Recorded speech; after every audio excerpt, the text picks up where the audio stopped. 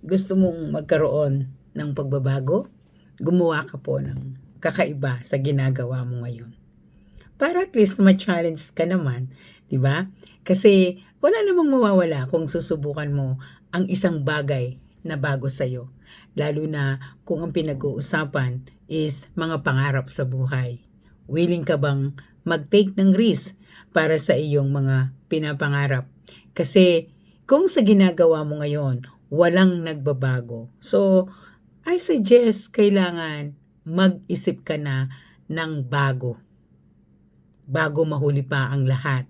Bago, alam mo yun, habang bata ka pa, at least, sumubok ka man ng iba, malay mo, di ba? Malay mo, ito pala yung magiging dahilan para maabot mo yung mga gusto mo makuha sa buhay. Gumawa ng pagbabago.